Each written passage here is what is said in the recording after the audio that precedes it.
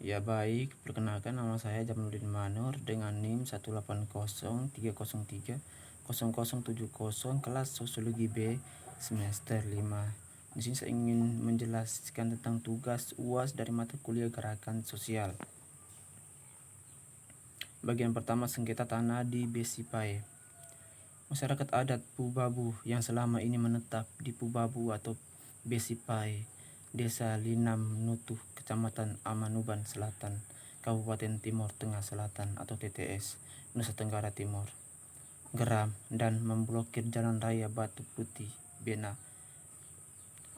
Nikodemus Manau, koordinator masyarakat adat Pubabu kepada Mengabai Indonesia, Sabtu, menjelaskan kejadian berawal pada pagi hari itu ketika rombongan Gubernur NTT Victor Bung Tilo Laiskodat tiba-tiba mendatangi wilayah tersebut.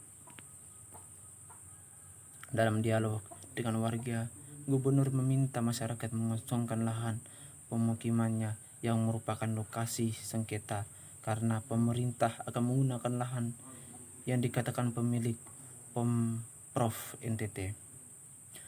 Gubernur mengatakan itu tanpa menawarkan solusi permasalahan yang selama ini terjadi di hutan adat Pubabu.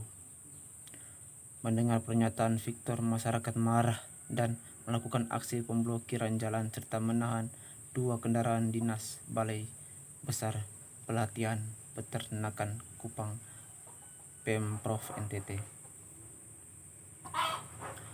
Hal ini yang kemudian memicu masyarakat melakukan aksi pemblokiran jalan dan bahkan sebagian masyarakat perempuan melakukan aksi buka baju sebagai bentuk protes lantaran mereka hak atas tanah adat milik mereka tidak diakui. Sebut Niko, sapaan karibnya. Dia menjelaskan masyarakat adat Pubabu tetap menuntut Pemprov NTT mengembalikan tanah milik mereka yang sebelumnya dikontrak dengan status hak pakai oleh perusahaan peternakan sapi asal Australia. Sesuai kontrak, hak pakai berlaku sejak tahun 1987 hingga tahun 2012. Perusahaan itu sudah tidak beroperasi dan menyerahkan lahan kepada Pemkab Timur Tengah Selatan atau TTS. Pada tahun 2010 ada pertemuan untuk memperpanjang kontrak lahan dan hak pakai oleh Dinas Peternakan Provinsi NTT untuk pengembangan 3,780 hektar terangnya. Namun masyarakat adat dan pemilik lahan menurut Niko menolak hak pakai dan perluasan lahan peternakan. Mereka sudah melaporkan kejadian itu kepada Pemkab TTS, Pemprov NTT, DPRD TTS, DPRD NTT maupun Gubernur NTT. Namun persoalan ini tidak pernah ditanggapi. Lahan masyarakat adat Pubabu seluas 2,671 hektar, sementara total lahan seluas 6.000 hektar. Niko mengatakan masyarakat meminta agar semua lahan tersebut dikembalikan setelah masa pinjam pakai selesai. Lahan itu merupakan perumahan warga dan tanah garapannya, sementara hutan untuk pengembangannya seluas 6.000 hektar dan ada sebanyak 47 kepala keluarga yang tinggal di dalam hutan. Masyarakat sudah sadar sertifikat hak pakai ini berada di atas tanah rakyat.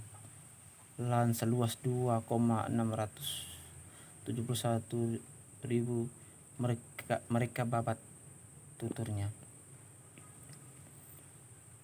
Apa sengketa lahan di balik insiden penggusuran?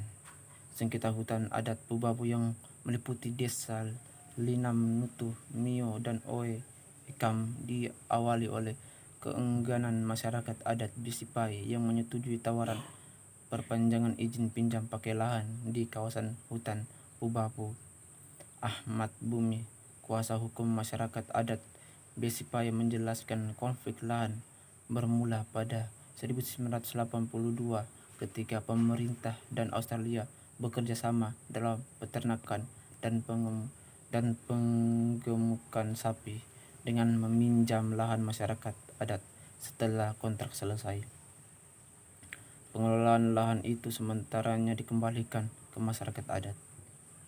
Dalam perjalanan tidak tahu menahu ceritanya, tiba-tiba lahan itu sudah disertifikat hak pakai dan luasnya tidak tanggung-tanggung sampai 3.700 hektar. Jelas Ahmad.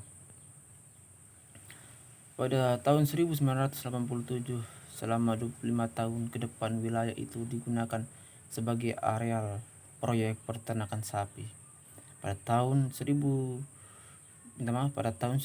2 tahun sebelum kontrak kadaluarsa, tawaran perpanjangan dari pemerintah Kabupaten TTS ditolak warga. Akan tetapi pada tahun 2012 pemerintah daerah kembali mengeluarkan sertifikat dengan luas 3.780 hektar tanpa sepengetahuan masyarakat. Ini yang menjadi pertanyaan. Itu belukar masyarakat masuk semua. Pekarangan masyarakat juga ada di dalam, bukan hanya hutan adat saja, jelas Nikodemus. Pada tahun 2012 masyarakat Besipai menentang keputusan untuk memperpanjang izin atas tanah. Mereka berpendapat bahwa hutan adat diperlukan untuk dikembalikan ke fungsi aslinya sebagai kawasan konservasi yang oleh warga lokal dikenal sebagai Naiskyo. Aktivitas bertani dan berburu tidak diperbolehkan dalam Naiskyo, kendati ada perlawanan dari masyarakat adat untuk melindungi hutan adatnya. Gubernur NTT Victor Laiskodat memutuskan untuk menjalankan rencananya mengembangkan kawasan itu sebagai area peternakan, perkebunan dan pariwisata. Pada Mei silam, gubernur mengunjungi desa Mio di mana warga menyatakan penolakan mereka dengan melarangnya masuk ke wilayah adat dan memblokir jalan. Pemblokiran jalan ini direspon dengan aksi kekerasan untuk membongkar jalan yang dilakukan oleh kepolisian. Hal itu memicu aksi histeris dari para perempuan adat Besipai yang menanggalkan baju mereka sebagai simbol duka cita atas perampasan lahan hutan adat. Sejak saat itu, rumah-rumah masyarakat adat yang menempati hutan adat lambat laun digusur kerap kali dengan intimidasi.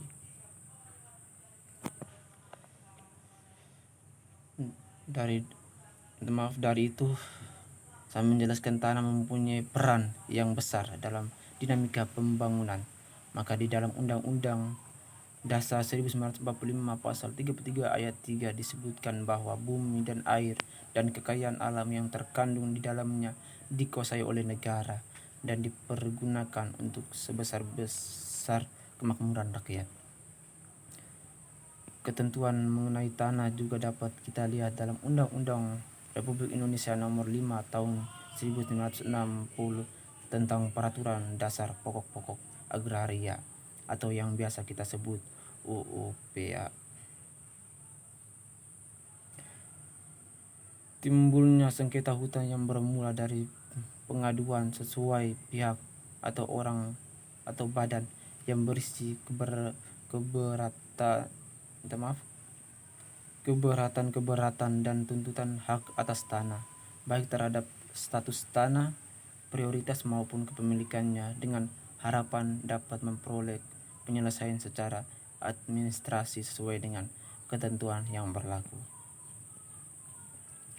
Tanah sengketa menurut Kamus Besar Bahasa Indonesia berarti pertentangan atau konflik dapat terjadi karena adanya pertentangan antara orang-orang, kelompok-kelompok maupun organisasi-organisasi.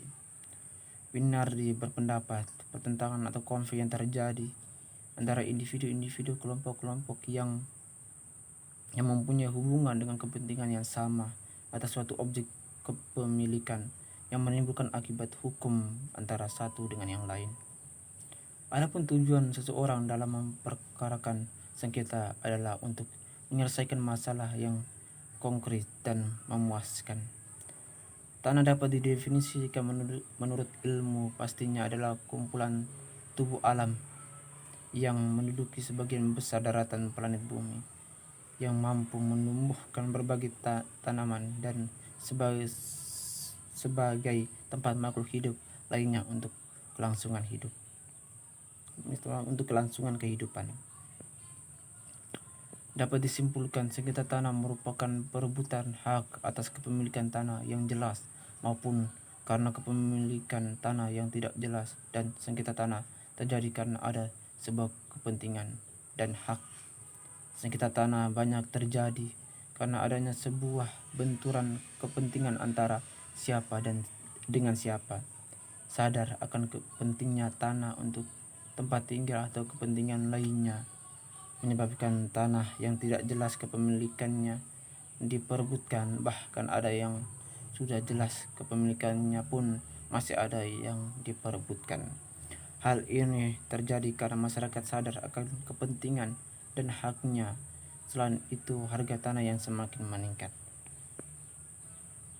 Menurut Rusmadi Murad, timbulnya sengketa hukum yang bermula dari pengaduan sesuatu pihak yang berisi keberatan dan tuntutan hak atas tanah, baik terhadap status tanah, prioritas maupun kepemilikan, dengan harapan dengan memprioritas penyelesaian secara administratif sesuai dengan ketentuan.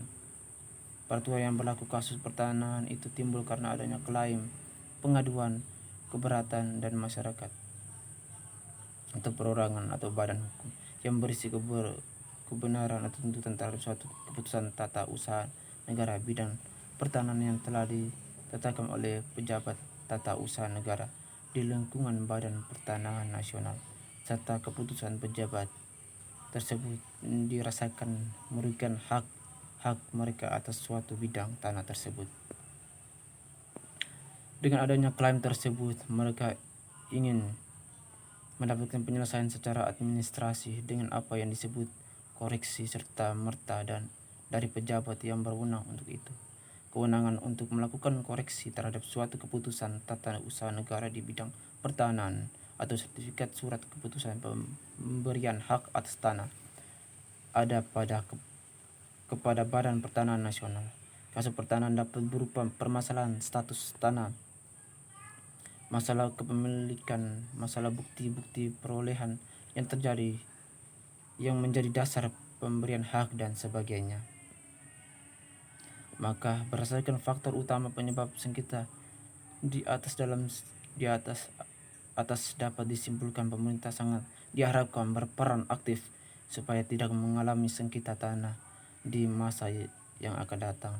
Baik upaya meningkatkan administrasi yang mana terus jeli melihat dan akan membuat sertifikat tanah agar tidak ada yang berduplikat maupun dalam pembagian tanah yang untuk pemukiman yang merata bagi setiap rakyat Indonesia. Di sisi lain, diserahkan juga bagi masyarakat yang akan memperoleh tanah maupun akan membuat surat bukti kepemilikan tanah agar berhati-hati melihat kelegalan surat-surat atau dokumen-dokumen kepemilikan tanah yang ada supaya tidak terjadi permasalahan nantinya. Sekian dari saya, terima kasih.